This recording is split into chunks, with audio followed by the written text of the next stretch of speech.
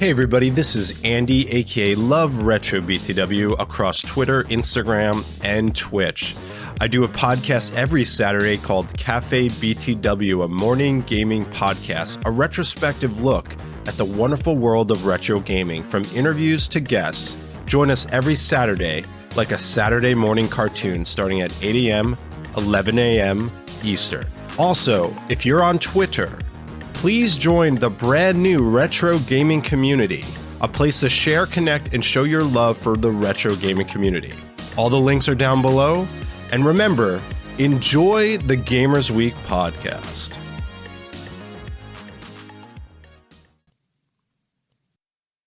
This time on Gamers Week podcast. Snake, what's going on? Snake! Do you guys remember that? Yes, we get it. Yeah, we get. Move on. We got it. Don't worry.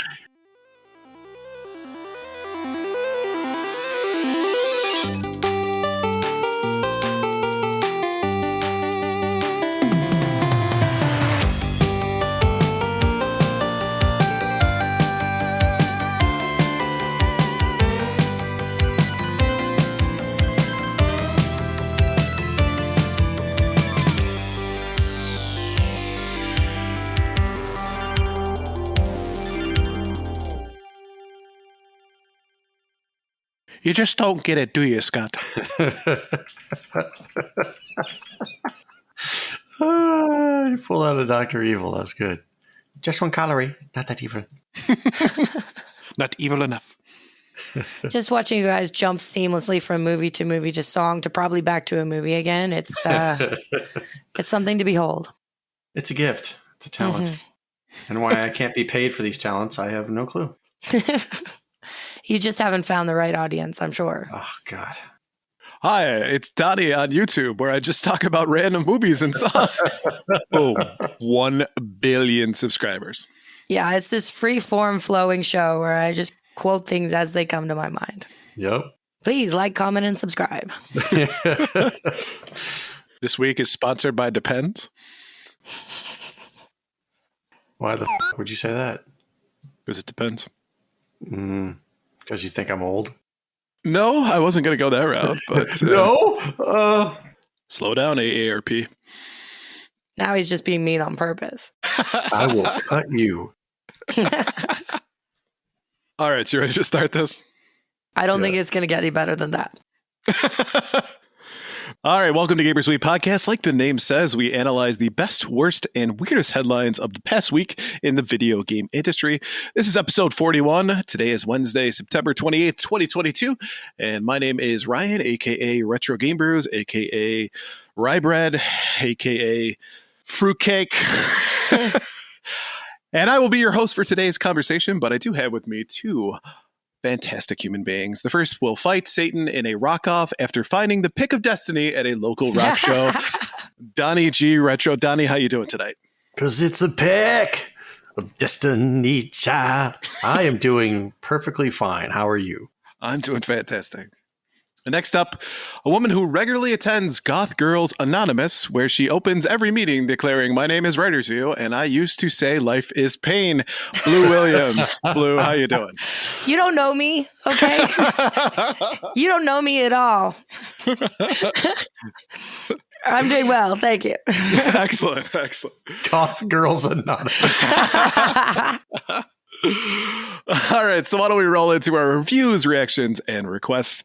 First up from Dustin Arand says, "Hey, Writer's View, I don't see anything wrong with the rewind feature for retro games. I beat Sonic Spinball that way when it came out to the Switch." Well, thanks, Dustin. See, you and me. That's how it should be. Just the two of us. You and I.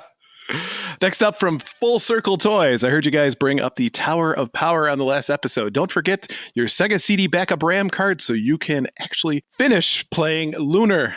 And I've never thought about that, but that needs to be a part of the Power of Tower. Or Tower of Power. There we go. The Power of Tower. It's reversible. Right. That's when you stack them upside down. And finally, from the Retro Game Club podcast, the toilet cleaning sim talk reminded me that this almost exists already. In Arcade Paradise, you can plunge a clogged toilet. Apparently, Arcade Paradise has absolutely everything you would ever want. And a few things nobody ever asked for.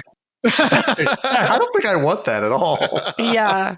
Like, do you have to look into the clogged toilet while you're doing this? I mean, yes, you do, because, I mean, how else are you going to know if it's unclogged or not? I'm just saying, like, is it first person?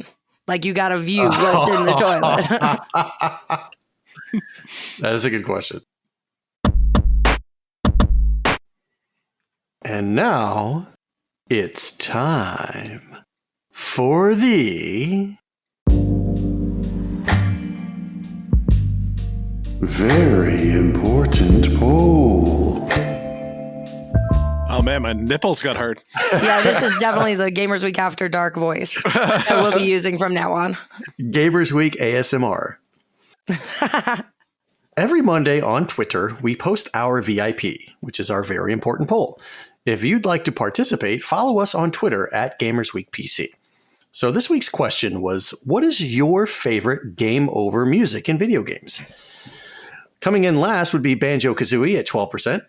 In the middle, Mega Man 3 with 25.3%. And leading the pack this week is Legend of Zelda, 41.6%. Now, it wasn't really specified if that was A Link to the Past, if that was Legend of Zelda 2. We don't know, but let's just go with Legend of Zelda. We do know, and it's Legend of Zelda for the NES, the first one. Ryan? I'm sick of your shit, Ryan. I'm out of here. All right, so we had some other comments this week at 21.1%, so let's take a look at some of those. At Apostolic Paladin says, Castlevania Symphony of the Night is cool, but I like Darius Twin because it almost sounds like victory music. At Harley Sheen, I like that name, says, Snake, what's going on? Snake? Snake! Do you guys remember that? Yes, we get it. Yeah, we move on. We got it. Don't worry. At Twinstrumental1 says, Final Fantasy 1 on the NES has a place in our hearts. At Knock_emulator says, probably Sonic 2 for the Game Gear, based on the many times hearing it as a kid. At Marsupial Gamer says, sorry, I never hear any game over music. I'm just that good at games. Now that sounds legit. So, based on this question this week, Ryan, what was your answer? So I know what Blues is going to be, so I'm going to let her take this one. Well, I appreciate that considering I answered first. So you right. Find your own answer. But you know me. You even named me in your response. You snooze, you lose, bro. Not my problem. Oh, I'm sorry. I forgot. I guess this is like we got to call out every time, right? It's like, yeah, you got to be quicker than that. Yep. So I guess every time I post the poll, I'll just respond to it right away. You should have done that. He's learning. Yeah. So I'm going to go with Final Fantasy VI. I think it's 3, Donnie. Sorry. Twice in one podcast. Final Fantasy VI is, I mean, the entire soundtrack for Final Fantasy VI is fantastic, but of course the game over music as well is super iconic.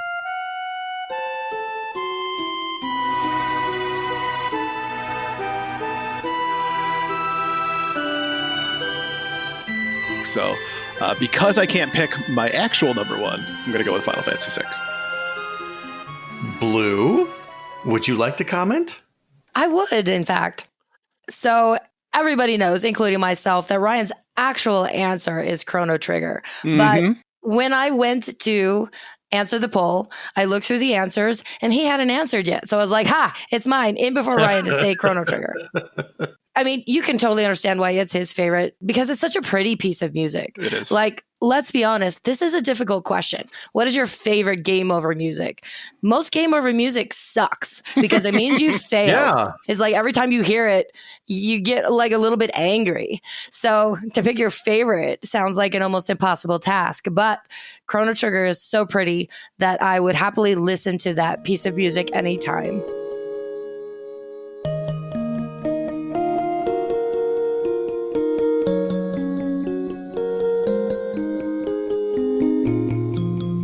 Ditto. It's telling you suck, but in a nice, peaceful way. Right, exactly. I don't think that's too much of an ask. No, not at all. So what about you, Donnie?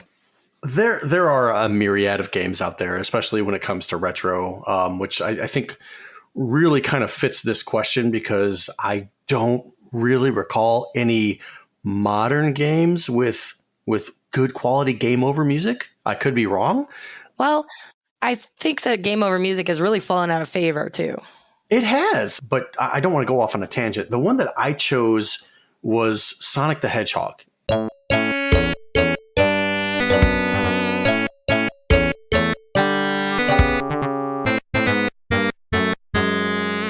It's basically the Sonic the Hedgehog theme turned really low. Like it's slowed down so much. It's like, and you can hear the tones just like kind of making up the, oh my God, you suck. I didn't know there was words to that. Well, I've just made those up.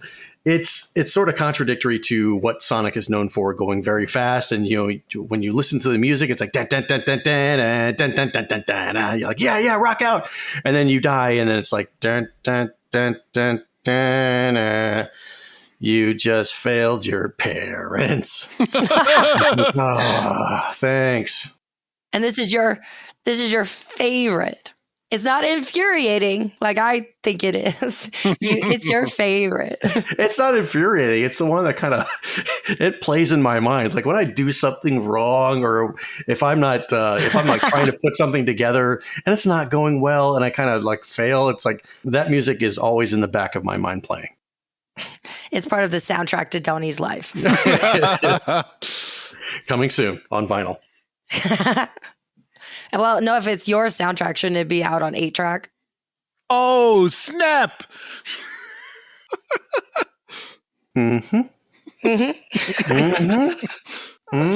Sponsored by Centro Silver. Oh, hate that Bob Barker.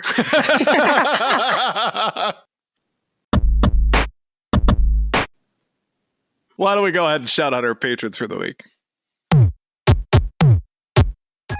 We couldn't do what we do without the help of our gorgeous patrons. Here are the generous folks supporting Gamers Week on Patreon.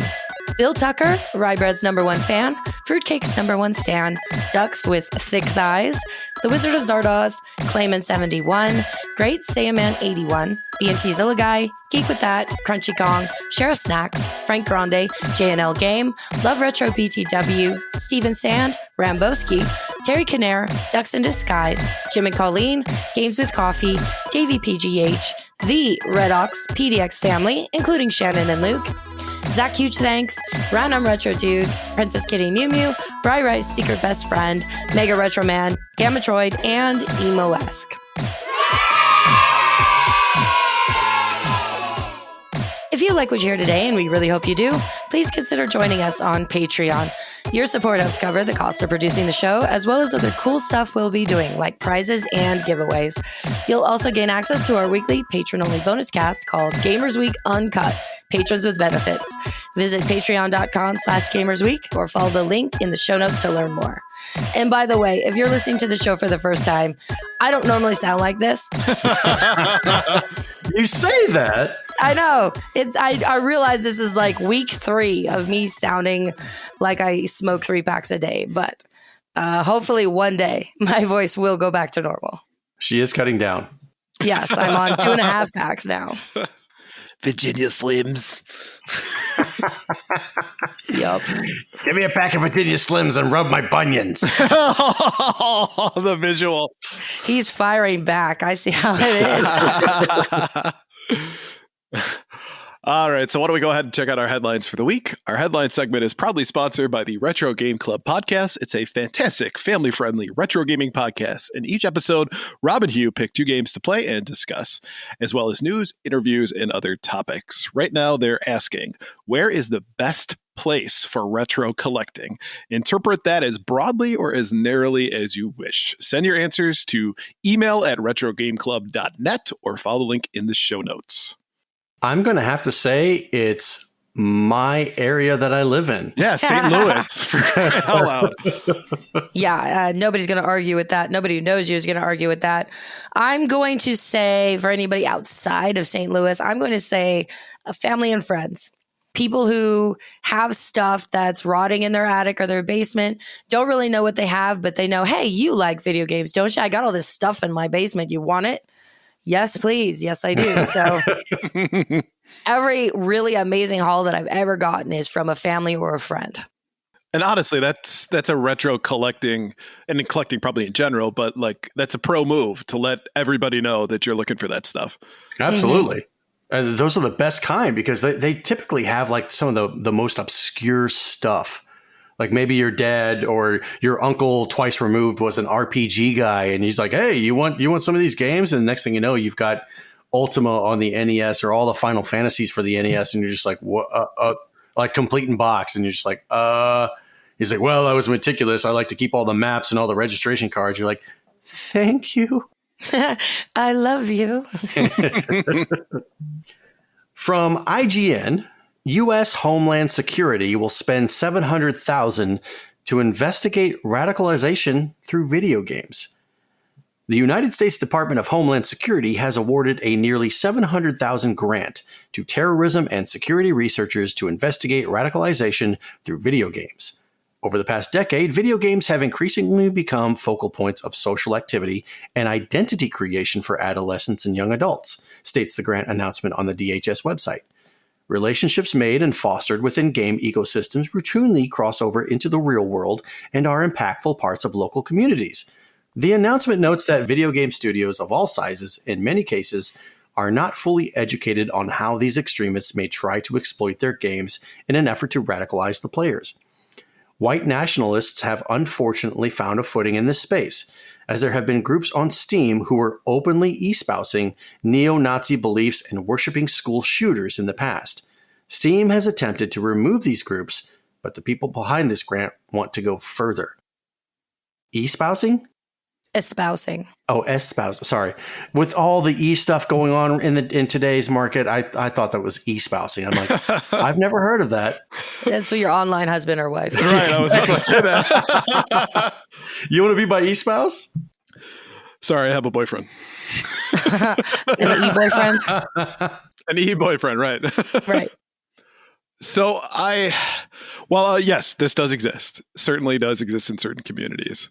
I feel like $700,000 could be just go on Reddit and spend 5 minutes and you will find as many people as you want that are radicalizing other people. Yeah. That are, There you go. Investigate Reddit instead of video games. right. A much larger community involved with that. There's entire subreddits dedicated to those specific things. And they're not very, I'll say, subtle with their approach on that. Yeah, not trying to hide it. So while... yes, I agree that this is a problem. I just don't know if these communities are as broad as probably what else is out there. Right. I mean, this is something that obviously we would all like to see disappear and never come out again. The implication in this almost is the continued scapegoating of video games as the one-stop shop for every ill that plagues society.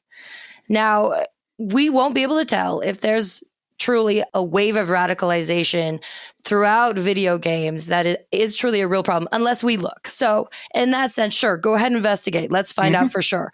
But what I really hope doesn't happen is that video games become even more demonized than they are by people in the media, people in the government who just want something easy to point their finger at and say, look, now if we just didn't have these things in our society, the world would be perfect, which is something that they're prone to do every time there is some sort of tragedy that happens.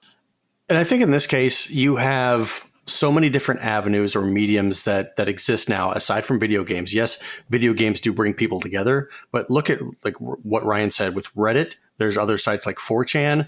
There's even Discord communities that you could create a Discord on any single topic whatsoever. Let's just say you like to collect frogs or something like that, and you get people in there, say, oh, you like to collect frogs? You like to watch frogs? You're a frog watcher? Okay. Well, do you know that Hitler was a frog watcher and he had these beliefs? And you're like, oh, okay. So I don't think I really 100% do not believe that it's games that it's causing people to be radicalized. I think it's the mediums like we have, the communication mediums that we have that allow people to voice their opinion to the masses with things like Discord and Reddit and stuff like that need to be looked at as opposed to video games. Right. I mean, that's a good thing to keep in mind, is that investigate the mediums. These things are not the causes. The people are the causes. And these various mediums that you're saying, these are just tools being used by people for all kinds of different things. Correct. And at the end of the day, I mean, we've been exposed to a lot of gaming communities out there. I don't think I've ever personally run into one that was specific to this kind of thing, where it's, neo-Nazi groups and people worshiping school shootings. But again, I'm into mostly retro stuff, so maybe that's not as prevalent. But on Twitter specifically, there's a lot of really great communities that are out there. Right. So I'm surprised to see that this is such a large target, if you will. Right. Well, that has to do with the scapegoating, because they're you're right. Such a popular target, video games are. But one thing I will say is a positive about this is that the acknowledgement that video games have increasingly become focal points for social activity, identity creation, and that the relationships made and fostered within game ecosystems routinely cross over into the real world and are impactful parts of local communities. We've all found that to be true. And we've all found that to be a really pleasant, I don't want to say side effect of playing games, but I mean, basically that's what it is. If it weren't for video games, none of us would know each other. Right. That's true. So I think it's nice to have that acknowledged, and at least here it reads pretty neutrally. So we'll take that as a win. I think actually you're wrong, Blue. I think I would have found Ryan one way or another, like with my love of swimmer body, stuff like that. I think his pictures would have leaked, and I would have. Right. We would have been connected. He does have an account on OnlyThongs. Only Speedos. Right. Well, I'm officially creeped out. Great. We belong together, Ryan. I'm going to wake up and you're going to be next to me in bed. Hey, you want some breakfast?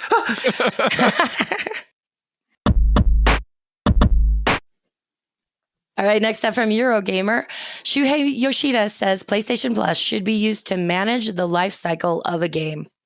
Speaking at GI Live London, Yoshida discussed Sony's approach to a subscription service, reiterating that the company still believes in the premium release of a title at launch. Our approach is we like to help the publishers with lifecycle management, says Yoshida. I was managing first party at PlayStation, so I know that it's like in the movies.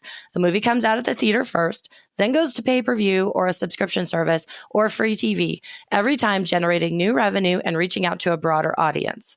In the same kind of way, we believe the premium release of a title at launch and after maybe 6 months or 3 months or 3 years, when the game's sales come down, inclusion into this service, PS Plus Extra, can help introduce these games to new, broader audiences.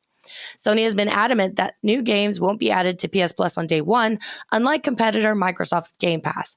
We feel like we are in a good, virtuous cycle with the studios, said PlayStation boss Jim Ryan when PS Plus was announced, where the investment delivers success, which enables yet more investment, which delivers yet more success.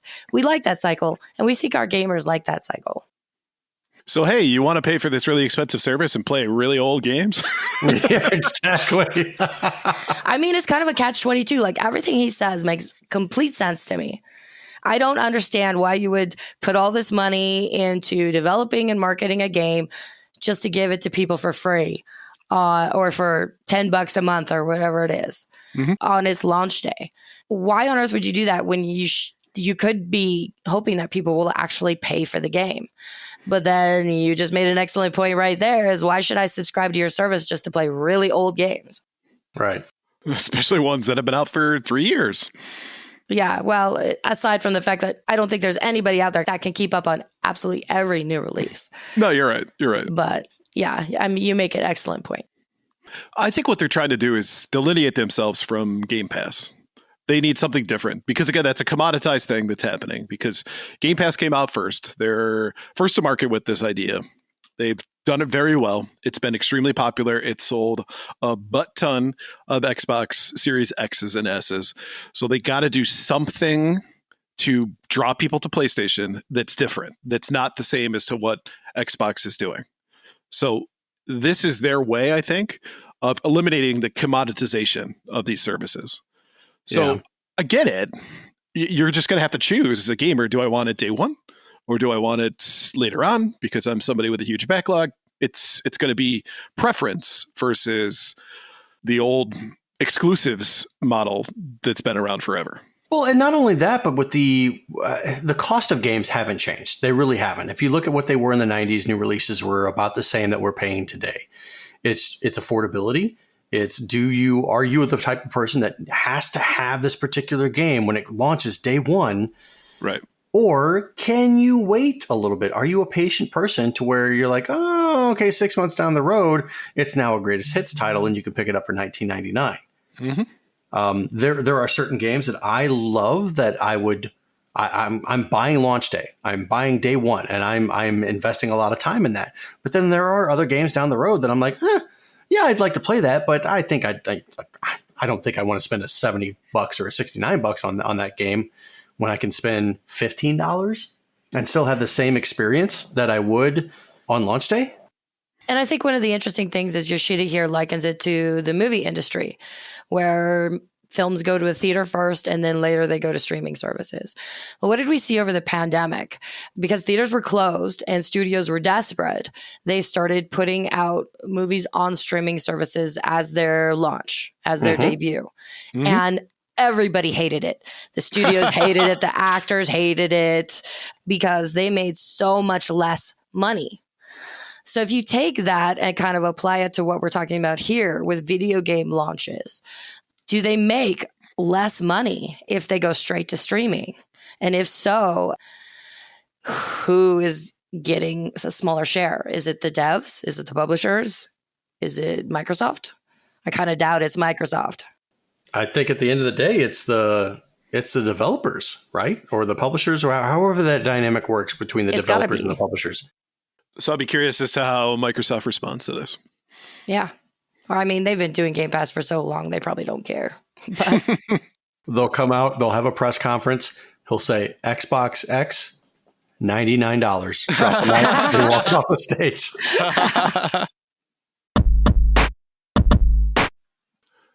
All right, next up from GameSpot. Logitech $350 gaming handheld officially announced, plays Halo Infinite and more. Following rumors and leaks, Logitech has officially announced the Logitech G Cloud device, and it's compatible with Microsoft Xbox Cloud Gaming. That means you can play Halo Infinite, Grounded, Sea of Thieves, and Forza Horizon 5 on the go via the streaming device. Games can also be streamed to the device from Valve's Steam Link, while remote play apps, video streaming apps, and other apps can be downloaded from the Google Play Store. According to Logitech, the large 7-inch full 1080p HD touchscreen touts a 60 hertz refresh rate and a full screen 16:9 gaming experience that is unique to handhelds. It will have a 12-hour battery life and weigh 463 grams metric, note roughly 1 pound. The Logitech G Cloud will be available to buy in North America at logitechg.com. Best Buy and Amazon for $350, but everyone who pre-orders now can get the device for $50 off, dropping it down to $300. Logitech says that the Logitech G Cloud, like all Logitech G products, is carbon neutral. Additionally, the packaging is made from forest certified by FSC and other controlled sources. This is a terrible name. Logitech G Cloud. G Cloud, huh? It's like the tigerelectronicgame.com. Kind of. I am not interested in streaming devices, yet another streaming device. I like handhelds, things to play handheld games, but not this. Not if the only thing I can do on it is stream. And for $300, the same price as what a Switch would be. Right, exactly. It's like an Android phone with a really nice screen and some buttons. Can you play Halo Infinite on the Switch? You cannot. No. So this is like a Switch for people who think the Switch is for babies. So think of the Sega Nomad. Think of the Nintendo Switch. Now we have the Logitech G Unit, which is the Xbox handheld. Yeah, I guess. That you can download stuff from the Google Play Store. Right. I don't think I'm going to be on board for this. I'd rather go and shell out the money for a Steam Deck than as opposed to this. Right. And it's strange to me that this year we've come out with two handheld devices that are quote unquote the Switch killers. Right. So it's funny to me that the marketplace is like, you know what? That Switch thing actually works after 6 years. Personally, for me, this is not interesting because I'm not a person that plays the Switch that I have now in handheld mode almost ever. It's always docked. I like having a home console. Maybe it's because I'm old. I don't know.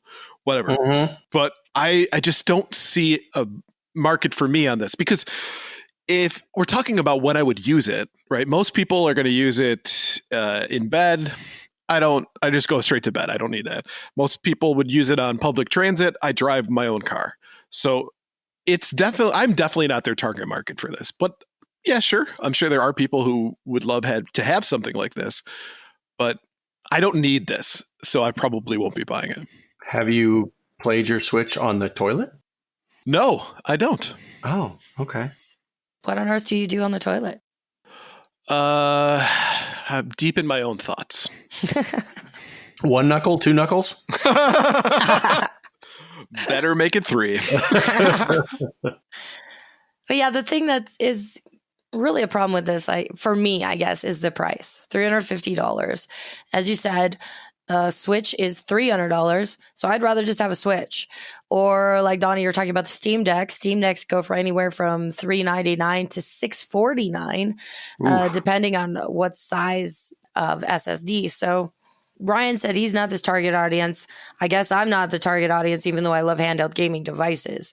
So there must be people out there who are looking forward to paying the price of a console for something that you just carry around that can only stream games. And none of them are like first-party games to Logitech. So with the gaming marketplace that we've had for so long, most companies have at least their own first-party titles in some capacity, where this is just a device that allows you to access other people's games. That's what it is. At the end of the day, this is something that just plays apps. Right. More or less. And I think PlayStation kind of learned their lesson with the whole PSP thing, where they're like, we can't compete with Nintendo, so let's not even focus on that. And I think the Logitech is probably going to see we're like, whoa, we should have taken a lesson from Sony. I just wondered that the logic was Logitech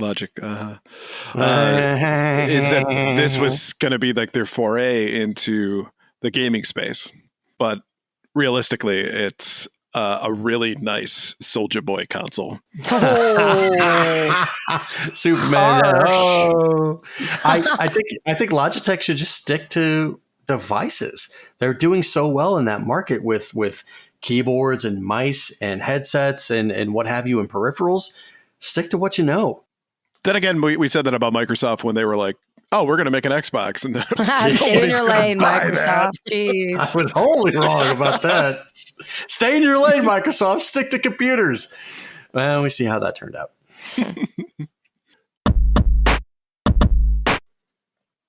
All right, next up from Kotaku, Cyberpunk 2077 dev on the million-player revival. It's f***ing good to be back. And yes, I said the F word. Cyberpunk 2077's launch has been one of the messiest in recent history. Now, nearly 2 years later, the ambitious open-world RPG's fortunes have been transformed, and its lead quest designer couldn't feel more vindicated.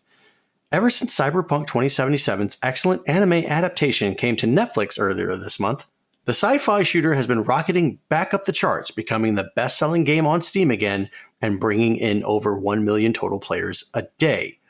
It's hard to express when you're putting so much heart and soul into something, and for some of us, it's been 6, 7, 8 years sometimes, especially for those who started at the very beginning, said CD Projekt Red Quest director Paul Sasko in a recent teary-eyed Twitch stream. So to have this moment of people liking something that we did, it's really feeling a bit unreal. Since its release, the game has overhauled its skill tree, improved how cops, cars, and other aspects of Night City are simulated, and added more romance options. But these tweaks are still far from the fundamental reworkings or years of expansions that made Final Fantasy XIV and No Man's Sky the sensations they are today. If anything, the fact that players are still finding things to love in spite of all the problems and development headaches is what makes Sasko's recent stream so noteworthy. It humanizes the struggle rather than pitching the latest resurgence as a definitive turning point in how fans decide to mythologize the big budget blockbuster. So, Donnie, being somebody who has played Cyberpunk 2077, what are your thoughts? So I fell out of playing Cyberpunk 2077 in favor of Warzone because, I mean, Warzone has my heart. I do want to get back to Cyberpunk and continue the rest of the story. I'm interested to see the changes that they made. I actually just went through Steam and updated all of my games that needed an update. And this one was like a 45 gig update. Wow. Yeah. So I set that sucker on overnight and I was like, I'm not worrying about that.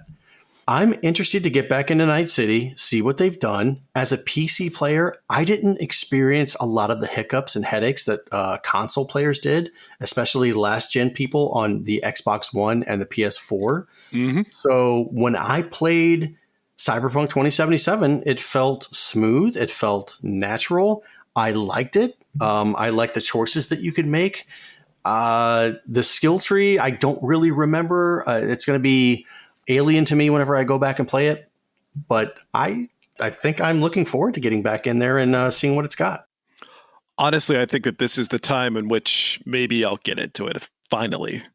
He's considering you were so looking forward to it. Yeah, and then hearing all of the problems that came along with it, right? It definitely spooked me.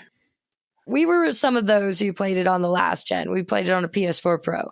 And we didn't come across anything that was game breaking, but it was buggy enough that it was really annoying and just kind of not that fun to play. So I think we made it about 5 or 6 hours in and kind of gave up. But one of the things that I think is really interesting is the number of anime adaptations that Netflix is doing related to video games. Like if Netflix can't get into video games themselves, then I welcome them to continue making video game adaptations because they are really, really good at it. And I think this is an interesting strategy to maybe consider. Like if the launch of your game didn't go so well, maybe make an anime adaptation. Right. Fix the bugs. See if you can get people back to have interest in your game. They announced just recently that they're coming out with an anime version of Balan Wonderworld. Maybe that wouldn't work with that, but so while I think it's nice, especially for the devs, to see this kind of success after all the work they were put into, all the abuse they probably had when the game launched, let's be honest, before it was ready, and through no fault of the devs, had such a terrible, terrible release. So it's nice for them to see this kind of vindication after this long. But on the other hand, I don't want CD Projekt Red to be off the hook for what they did to this game. Right. Just because it's becoming successful now doesn't mean that this business model should be duplicated in the future. It doesn't mean you can get away with releasing broken games. No, you learn from your mistakes, obviously. And you hope they do. Right. Yeah. Right. But I remember from whenever we covered this on earlier episodes of the podcast, it was not the developer's decision to put out a buggy game. They were pressured by people who had spent so much money on this and developing this that they wanted to see in a return. They were tired of shelling money out. They wanted to see money coming back in.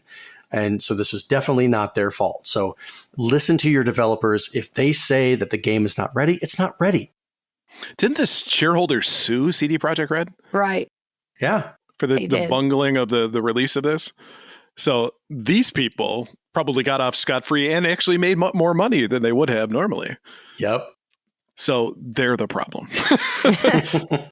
You know what I found interesting too is the old adage that people quote about Miyamoto, a delayed game is bad for now, a bad game is bad forever. Right. That appears to not be the case necessarily anymore. If you've got a game that has problems like Cyberpunk 2077 And if you remember too, No Man's Sky was another example of that, where it started off as a terrible experience for players, but enough people kind of stuck with it that eventually it had a resurgence after they addressed all the problems with the game. I'm not a fan of that necessarily, though. I guess it depends. You don't see anybody trying to save Balan Wonderworld. It is true. At least I hope not.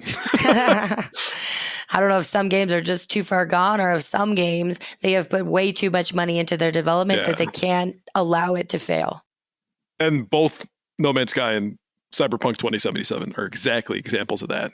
Mm-hmm. And man, I mean, think about it too. Cyberpunk 2077, they said 6 to 7 years. It's longer than that. It was like close to 15 when they first announced it.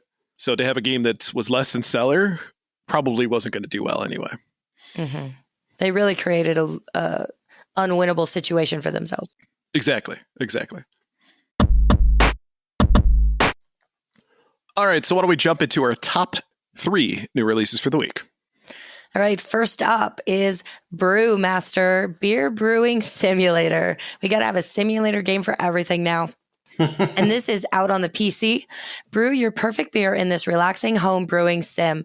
Use a realistic chemistry simulation to brew everything from hoppy IPAs to creamy stouts. Customize your brewing space, create recipes, label your beer, unlock new equipment, and enter competitions. Learn to brew, refine your craft, and become a brewmaster. Next is Moonbreaker out on PC. Moonbreaker is a turn-based strategy tabletop tactics game designed to be a true digital miniatures experience set in an expansive sci-fi universe crafted by Brandon Sanderson. Direct captain and crew to determine the fate of the Reaches in gripping, ever-changing competition and adventure. And lastly, Valkyrie Elysium, out on PS5 and PS4. The latest title in the Valkyrie series is finally here. This action RPG incorporates the series' signature combo systems, allowing players to enjoy speedy, three-dimensional combat.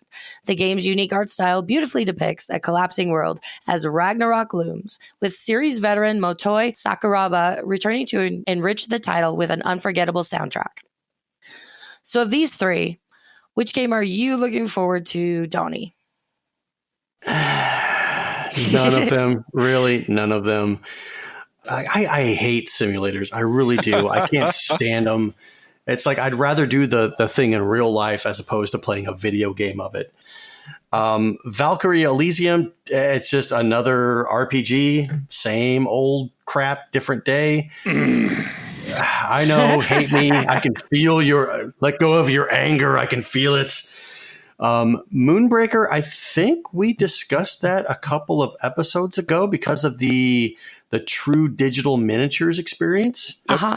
That one, I'm not a turn-based strategy guy at all, but because of the way this looks, because of the miniatures that they use, I might give it a peek. But if I'm being 100% honest, none of these games really appeal to me. What about you, Ryan? So I think everyone would assume that Brewmaster, the beer brewing simulator, would be my pick for the week, but it's not, for one reason. The best part about brewing beer is drinking the beer. Right. I was kind of wondering because it says enter competitions. How does the game decide who wins? Right. This is the hoppiest. I will choose this one. So yeah, that's just a tease. It's like going to a strip club. Moonbreaker we talked about before. Of course, I'm interested in that, so it's certainly something I'll probably be checking out because, as Donnie alluded to, it looks really cool, being a tabletop game. But Valkyrie Profile is one of my favorite RPGs of all time. It's probably my second favorite RPG on the PlayStation, and I absolutely fell in love with it. It's a game that I picked up when I went to San Diego, went to Luna Games, where Ian from the Completely Unnecessary podcast work, and he and I talked about the game for a while, and it's definitely a series that I enjoyed. Some of the later games that came out for the Valkyrie series weren't as, we'll say, catching for me in regards to that, so I'm a little skeptical for this one, but I got to try it out. Mm-hmm. Blue, what about you? Yeah. Not gonna play beer brewing simulator. Not into tabletop strategy games, though I think I would be interested to check out the story of Moonbreaker because it's written by Brandon Sanderson. So I think that would be interesting, but I don't necessarily really want to play it, which kind of narrows me down to Valkyrie Elysium. I do like action RPGs, but I've never played anything in the Valkyrie series. So I don't know if that matters. Probably I feel like I would have to start at the beginning, but just by process of elimination, that's where I'm ending up. I highly recommend Valkyrie Profile. So apparently that's the way to go. Is that PS2? PS1. Ooh, okay. Ooh. It's probably expensive, isn't it? I think it's at least over $100. Okay. Easily. Yeah. Cool. Cool.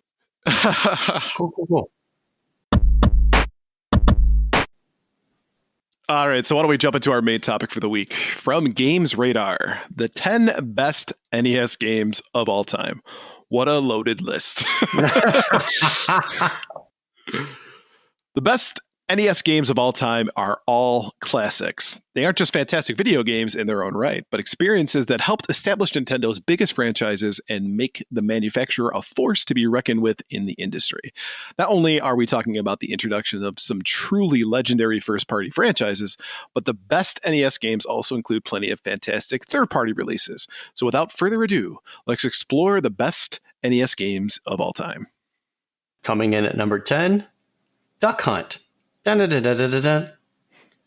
Duck Hunt is pure Nintendo. It was the quintessential game for the underutilized NES Zapper, and it stands today as proof of Nintendo's long-standing love of palm-sized peripherals. Say that 3 times fast. Duck Hunt is iconic, with an immediately recognizable visual style and a pick-up-and-play approachability. Duck Hunt may be largely unplayable these days. Shame. Speak for yourself. Exactly. This guy set a record on the arcade cabinet at the Southern Fried Gaming Expo. Okay, for people who don't want to lug around absurdly heavy CRTs into their houses anymore. Duck Hunt may be largely unplayable these days, but for many players, hunting ducks with Mr. Peepers was a rite of passage in the 80s and 90s. Wait, is the dog's name really Mr. Peepers? I was today years old when I heard that. All right. Number 9, River City Ransom. When it arrived in 1989, River City Ransom struggled to pull itself out of the long shadow cast by beat-em-ups like Double Dragon, Ghosts and Goblins, and The Legend of Kage. But River City Ransom rightfully earned itself cult classic status in the years since. The game incorporates adventure and RPG elements into the traditional beat-em-up framework, allowing us to explore an entire cityscape while smashing and crashing through the gangs of River City. It's smartly designed, full of humor, and is undoubtedly one of the most energetic games of its era. Legend of Cage. You notice I didn't give this to Donnie to read. Yeah. In River City Ransom, hugs are free and you get to see 8-bit ass. So Delicious 8-bit ass. Whatever you're into, we don't judge. Number 8, Mike Tyson's Punch-Out. While Punch-Out started life as an arcade unit, it was the Mike Tyson's Punch-Out adaptation for the NES that catapulted Nintendo's awesome boxing game into our hearts. In it, we follow Little Mac on his mission to topple heavyweight legend Mike Tyson, ducking, dodging, and jabbing his way to the top. The concept was accessible, the roster of fighters was memorable, and the pattern-based design of the core action was easy to learn but difficult to master. Number 7, Contra. Konami perfectly captured the absurdity of 80s action blockbusters and turned it into a delightfully challenging 8-bit romp, alternating between horizontal and vertical scrolling stages to challenge you and your buddies to survive gauntlets of incoming enemy fire. With its inspired level design, gorgeous visuals, and a truly iconic soundtrack, Contra remains one of the best action games of the era. At number 6, Castlevania III, Dracula's Curse. The third Castlevania title was a return to the series form. Developer Konami abandoned the RPG elements it had tried to introduce with Simon's Quest, opting instead to expand upon the challenging platforming ideals that helped define Castlevania's debut adventure. Castlevania III was a wild, non-linear adventure, with branching pathways and multiple endings helping to extend the life of this harrowing push through Dracula's castle. 16 challenging stages, wildly fun combat mechanics, and a truly iconic visual style all helped to ensure Castlevania III Dracula's Curse earned its place in the annals of NES history. Anals. I knew that was coming. I knew one of you was going to say it. I just did not know which one. Giggity. Number 5, Super Mario Bros. Super Mario Bros. Is widely considered to have a perfect opening level. It was accessible and challenging, full of secrets and smart ideas. That colorful introduction into the Mushroom Kingdom taught players everything they needed to know to survive Super Mario Bros. 8 Worlds, an adventure that tens of millions have indulged in since its release. It's difficult to say whether the industry at large would have recovered from the video game crash of 1983 without Super Mario Bros., but we know that gaming would be entirely different without it. Number 4, Metroid. With its sprawling nonlinear levels, silent storytelling, and password saves, Samus Aran's debut adventure helped redefine what action platformer games could be. The haunting, desolate science fiction setting was distinctive, as was the open-ended gameplay, which focused almost entirely on quiet exploration. While the successes of Metroid would soon be overshadowed by its sequel, Super Metroid for the SNES, there's still something so incredible about the original game's ambition and how you couldn't play it without the Nintendo Player's Guide. They made a lot of games like that. Don't single out Metroid. Metroid was the first. And the worst. I'm going to ignore that. Continue. Number 3, Mega Man 2. Capcom skirted close to perfection with Mega Man 2. While there are 8 robot masters to be taken down, you can challenge the bosses in any order, with each bequeathing a special power upon their defeat. These abilities can give Mega Man different advantages over different bosses, allowing you to effectively choose your own route and difficulty scale throughout the game. Mega Man 2 is a peerless action game and the pinnacle of the Mega Man franchise. And we are a sophisticated podcast, clearly, because we use terms like bequeathing. I mean, we didn't write this, to be fair. To be fair. But we picked it out, so. Yes. Okay. Number 2, The Legend of Zelda. And by the way, this is the first Legend of Zelda done. 4 times during this podcast. But nobody's keeping score. Right. This sprawling action-adventure showcased an intricate and open-ended design that was formative to generations of players and developers alike. Link's first quest exposed our desire for more complex worlds to explore. We wanted spaces with secrets carefully woven into the very fabric of the environment and adventures so broad that we could barely comprehend their scale. There's no denying that The Legend of Zelda isn't just one of the best NES games of all time, it's one of the most important games of all time, too. And number 1, Super Mario Bros. 3. Arriving shortly before the release of the SNES, Super Mario Bros. 3 was effective in replicating the successes of the first game in the series while also expanding upon them brilliantly. While also expanding upon them brilliantly. Jesus. While also expanding upon them brilliantly. Brilliantly. There you go. I'm saying brilliantly. Okay. While also expanding upon them brilliantly. Jesus. You're putting one extra syllable in there. She's going to leave us all in. So Yes, while also expanding upon them brilliantly. There it is. Hercules. There's a richness and variety in its style that's still impressive to this day, and the scope of play and secrets to be unearthed ensure that there's always fun to be had, regardless of how many times you've dusted off the cartridge over the years. Super Mario Bros. 3 pushed the NES to its limits, and what we got in return was a truly seminal video game experience. So I think overall, this list is pretty unsurprising, except for Duck Hunt. Yeah, I thought that was an odd choice. That is a really odd choice. Maybe it's just the fact that it came with so many action sets that it's ubiquitous, in a way, and that a lot of people are familiar with it and played it. But it says best NES games, and I don't know. I think there's so much more variety out there compared to a game that literally has 4 modes. Yeah, right. And think of all the shooters that are out there for the NES that you can use the zapper with. There's Gumshoe, there's Wild Gunman, there's Hogan's Alley. and Duck Hunt. Really, there's 4 or 5 games. That circus one that you can shoot. There's a few others that are intended for the zapper. Trick shooter, yeah. Yeah, and then there was a bunch of them that you could use the zapper in certain sections, like Bayou Billy. I completely forgot about that. Holy crap. But yeah, I think there's a zillion other games that are more deserving to be on this list than Duck Hunt. I mean, especially if we're talking about immediately recognizable pick up and play approachability, why not Tetris? Yeah. Or if they're going for NES exclusives, which I think they kind of are, well, let's swap in Dr. Mario. You're not wrong there. I mean, it said something that's repetitive over time. That is a little repetitive, but the fact that you could play 2-player on that, the challenge behind it was so much more than I think what Duck Hunt has to offer. I agree. I think Dr. Mario definitely has a spot on this list for sure.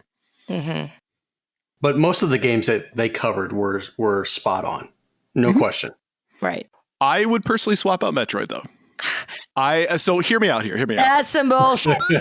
You go first, and then I'll tell you why you're wrong. Okay, so Metroid itself is a wildly confusing game. And I'm thinking, when you bought this in the 80s to play it, you didn't have the walkthroughs that are available from GameFAQs, out there. And it's also, the platforming is kind of rough. The music, I don't think necessarily matches the atmosphere as well as it could. But I will say, when they made Super Metroid, even though that does share some of those where the hell do I go kind of moments, the entire game, it puts you into that world, and you are constantly on the edge of your seat because you don't know what's going to be in the next room. Can I add to that point? You are correct. Where, like I said, you needed the official Nintendo Player's Guide to have a map to even get through the damn game. And there were times when there were secret parts that you would have no idea that you would need to access by turning into a ball to somehow roll down to this spot. And none whatsoever. Absolutely. That's the biggest delineation here. It's not a game where if you find something, it's an extra Easter egg for you. A lot of the elements you would need to find in order to even just progress.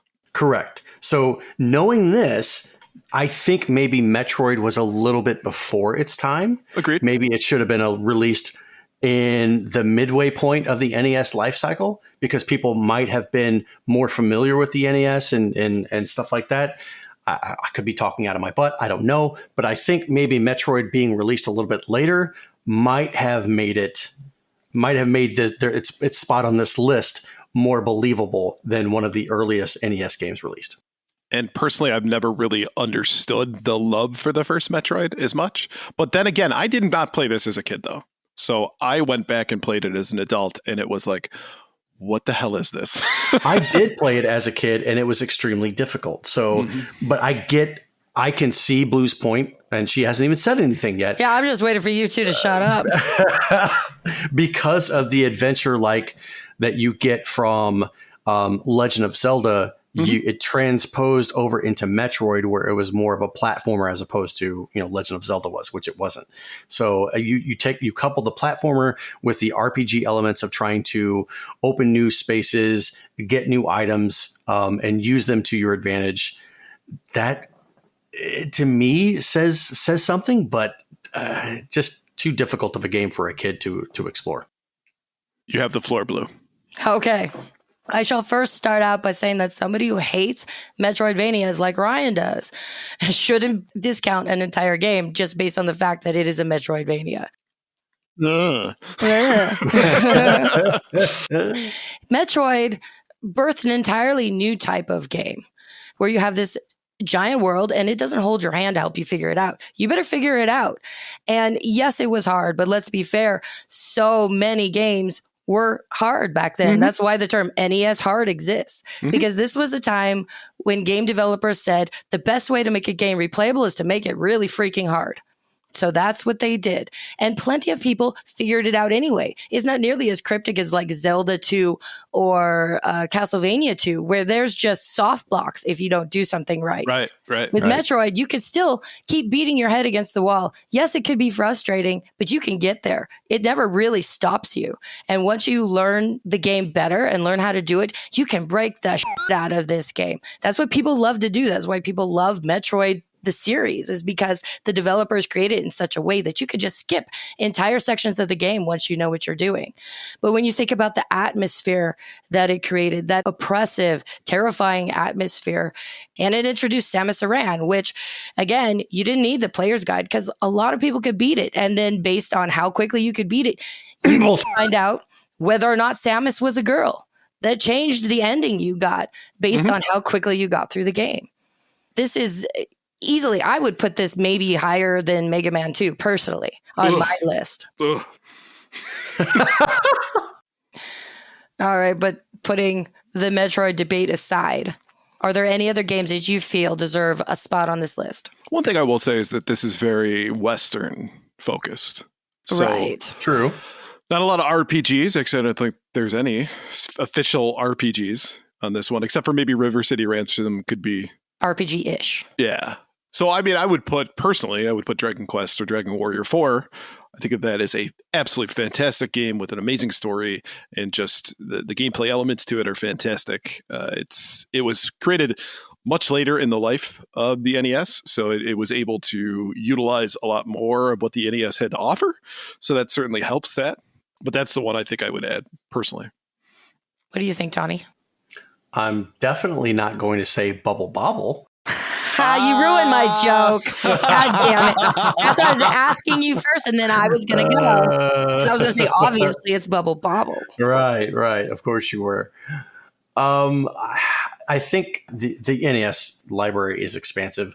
There's too many to list, and I think they did a good job with the staples here. Like we talked about, Duck Hunt, maybe not Duck Hunt, but because of the availability, its fun factor back in the day, I think it kind of deserves to be there. Good job on naming these top 10. All right. See, personally for me, I am tempted to make an argument for the first Final Fantasy just because of what it did for RPGs. Yep. I will acknowledge that the first Final Fantasy hasn't aged super well. No. If you are using that as one of the criteria for whether a game belongs on this list, which with Duck Hunt on there makes you think they haven't. So I think you can make an argument for putting the first Final Fantasy on there. But then also for me, my favorite genre is the platformers. So I would put more platformers on there. I would put maybe like DuckTales. DuckTales or G.I. Joe? Yeah, something like that. Because there's so many really good platformers on there. I'm glad they included Mike Tyson's Punch-Out, though. That, to me, is such a well-made game. And it's a perfect game. Yeah, I couldn't think of a flaw for Mike Tyson's Punch-Out. If I were to say I was NES hard, what would that mean to you? Oh, jeez. I don't know. If you stay NES hard for more than 4 hours, you should consult a physician. See a doctor. This ain't going to make the podcast. I took a pill from Dr. Mario. And I take it back. But now it is officially needs to be on the podcast. I know.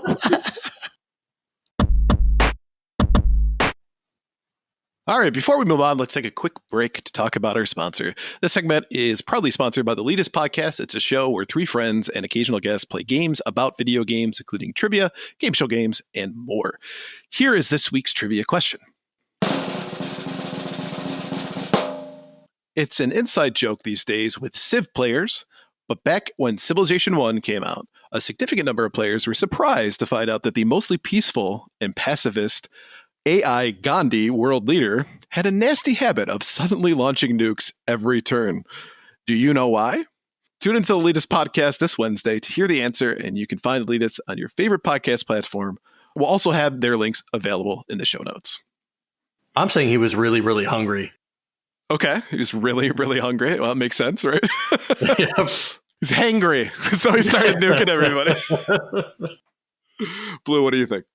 If I had to guess, it's because somebody did something mean somewhere in the game. And so he was, I don't know, reacting to that. I don't know. It's a hell of a reaction. I lasted years under the boot of the British Empire, but somebody did something. It, let's nuke everybody. Right.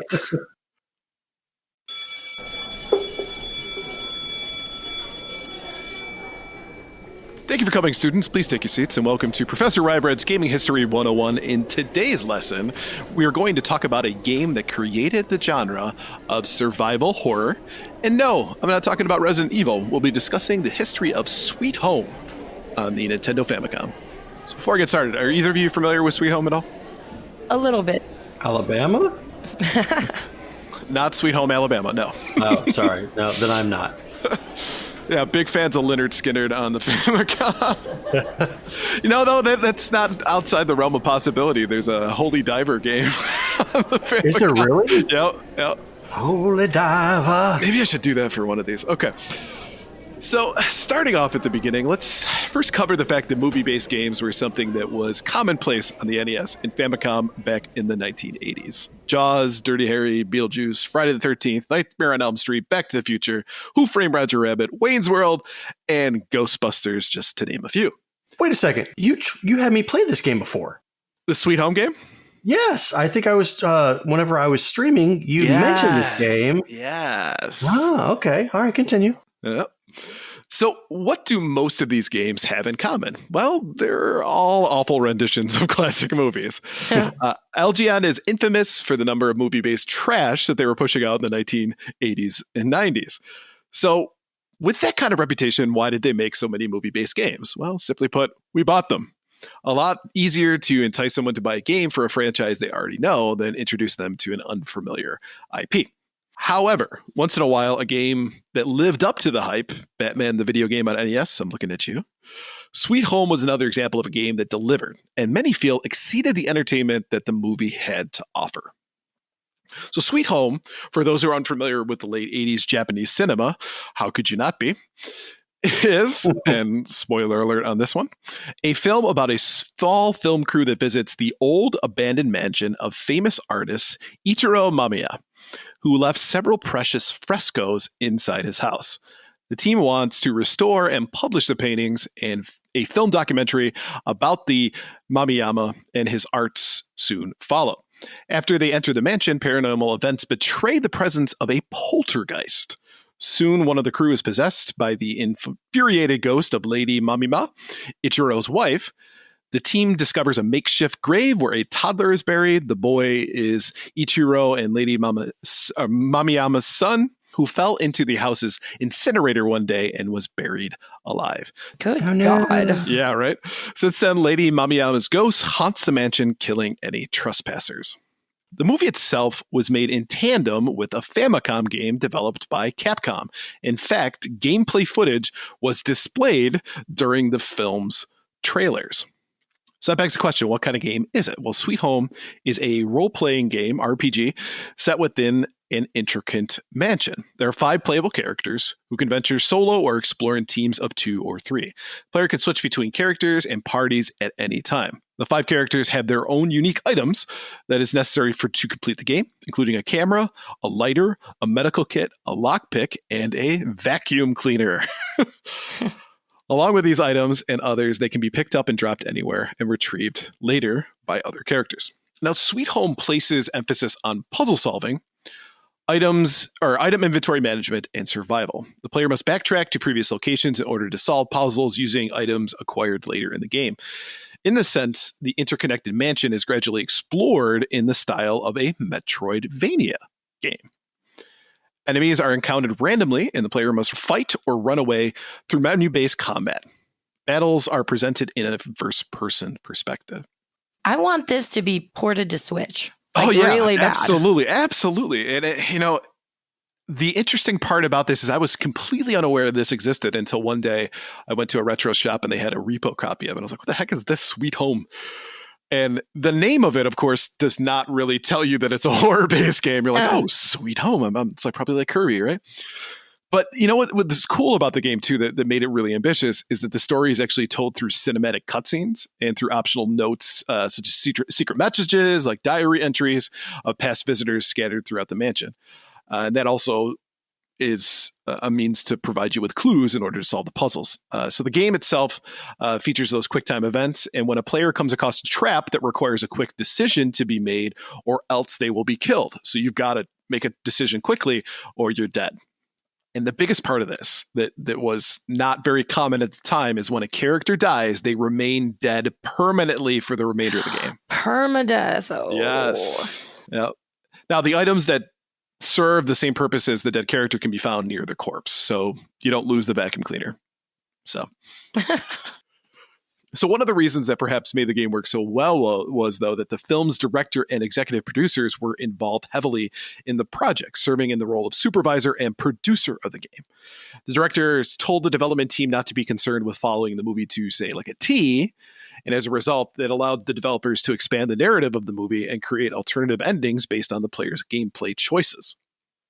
So one of the key elements that helps drive the game's atmosphere as well is the music.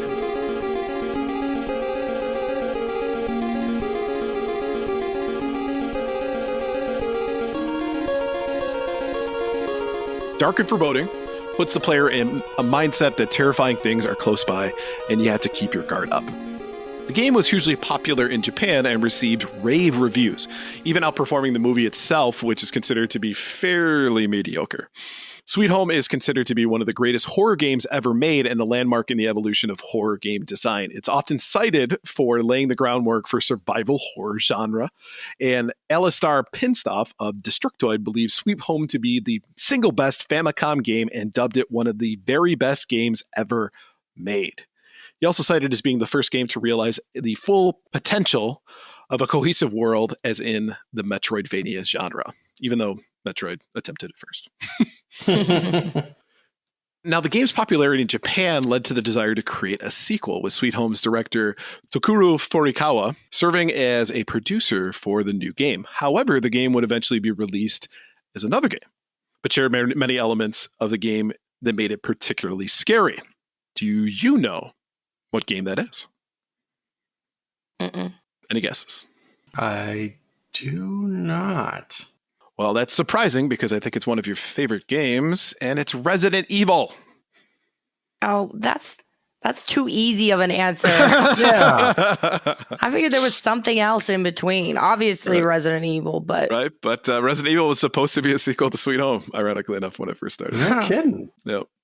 So why did it never get into the West? Well, for one, the movie wasn't released in the West, right? So making it likely confusing to Western players. Two, it likely wouldn't have made it past the censors.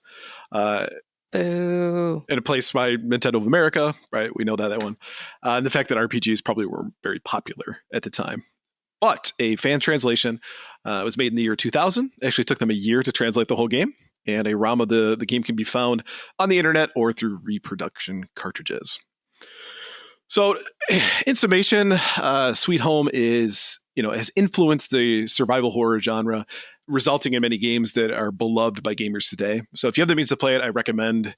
But it's difficult, so you may want to watch a Let's Play or a Games Fact for walkthrough. It is a very, very hard game. I'm going to look up one of those repro cards. Yeah, and the one I bought was like $30. So Nice. not too outside the realm of possibility. Thank you all for attending today's lesson. Just a reminder, if you have any ideas for a story that you'd like to hear, send us a message at gamersweekpodcast@gmail.com. We might feature your suggestion. All right, thank you for listening to episode 41 of Gamers Week Podcast. And a big thank you to the Retro Game Club Podcast, the latest podcast, and Love Retro BTW for sponsoring this episode. Don't forget to check out their links in the show notes. If you want to connect with Gamers Week, follow us on Twitter at GamersWeekPC. Email us at gamersweekpodcast@gmail.com. Visit our merch store at gamers-week-podcast.creator-spring.com.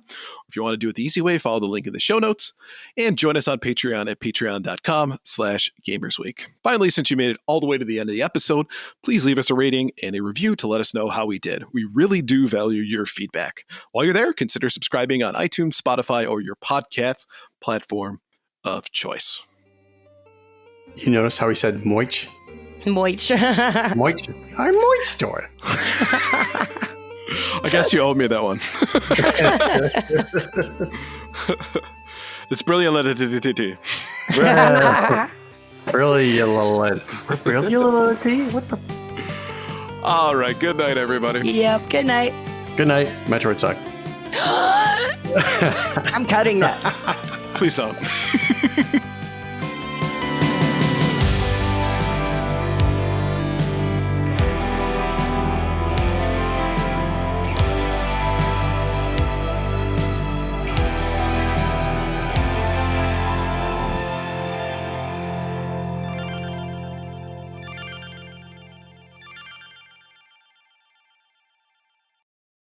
Because it's the pick of Destiny Child. Welcome to Gamers Week Uncut. Welcome to Gamers Week Uncut. Welcome to Gamers Week Uncut, patrons with benefits. This is the unscripted, patron-only bonus cast with less editing and more dirty jokes. We don't know where the conversation will go, but we're sure it will be weird. This fish just went right on my nipple. And I'm just like, I Google Street Fighter 6. The first search result that comes up is people think they can see Ryu's dick in the Street Fighter 6 reveal. Listen up here, kids. You're not going to want to get one of those VDSTDs things, right? Make it fall off. When you go, grab a pro. You'll be doing it for America. that was perfect.